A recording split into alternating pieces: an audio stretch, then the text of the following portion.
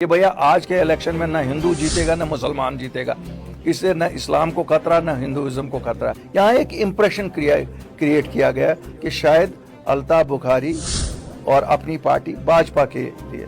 भाई साहब, भाजपा हमारी दोस्त नहीं हो सकती है। कैसे हो सकती है?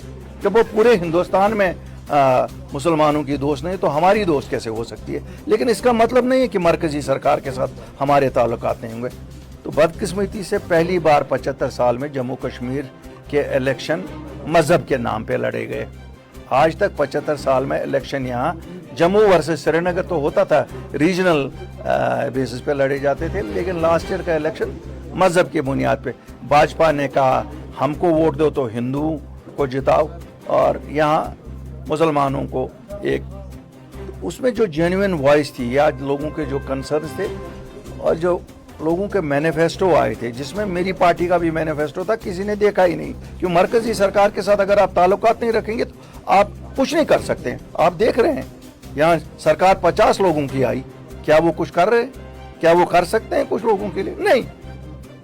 झूठ के सहारे पे वोट तो मिल जाते हैं, लेकिन झूठ के सहारे पे आप डिलीवर नहीं कर सकते। आपने कहा अपनी पार्टी का क्या है इसमें? अपनी पार्टी का एक ही मकसद है इसमें कि जब हमने लास्ट ईयर जनरल इलेक्शन में हिस्सा लिया, क्यों, जहाँ वो होता ना दीन की लड़ाई हो तो वहाँ मैनिफेस्टोज की कोई जगह होती नहीं है। आपने देखा जितनी भी सियासी जमातें हमको छोड़ के थी, उनके मैनिफेस्टोज हकीकत में मबनी थे नहीं, जो आप लोगों को एक साल के बाद खुद समझ आई है कि वो झूठ था। अल्हम्दुलिल्लाह अपनी पार्टी को खुशी है कि हमने इलेक्शन नहीं जीता, लेकिन हमने झूठ के सहारे लोगों के पास नहीं गए, सच के सहारे गए।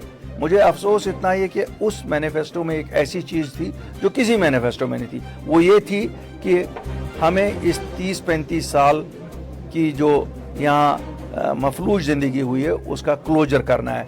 हमने ये कहा था कि 30 अक्टूबर को हम आम माफ़ी का ऐलान करेंगे एक एफिडेविट से, ताकि हर एक नौजवान को वेरिफिकेशन मिले, पासपोर्ट मिले, पकड़ दकड़ ना हो। लोगों ने तब शायद उसकी इम्पोर्टेंस समझी नहीं। इस साल ने उनको फिर, और हम लोगों के पास फिर जा रहे हैं। अब तो हकीकत पे दे दो, सच्चाई पे दे दो। क्यों? सच्चाई यही है कि हमें वो सरकार चाहिए कि जो सरकार हमारे नौजवानों की इज्जत और औबरू की तहफ़्फ़ुज़ करे। हमें वो सरकार चाहिए जो मुल्क की भी इंटरेस्ट में हो, ये नहीं मैं कहूँगा।